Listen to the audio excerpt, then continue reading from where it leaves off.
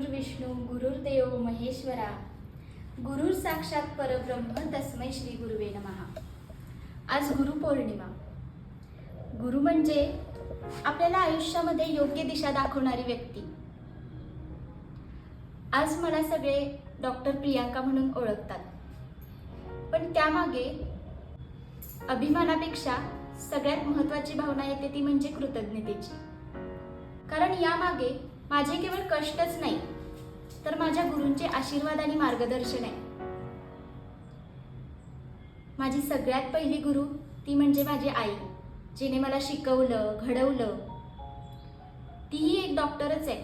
पेशंटकडे फक्त आजार नाही तर माणूस म्हणून पाहिलं पाहिजे, हे तिने मला शिकवलं। माझ्या बाबांनी मला शिस्त, प्रामाणिकपणा शिकवला। त्यामुळे आज जर माझं कौतुक होत असेल तर त्यात सगळ्यात पहिलं श्रेय जातं ते म्हणजे माझ्या आई-बाबांना। आणि लग्नानंतर सासूबाईंनी दिलेला विश्वास, तू नीट मनापासून तुझी सेवा कर, घराची काळजी आपण सगळे मिळून घेऊ, हा त्यांचा विश्वासही गुरुपेक्षा कमी नाही।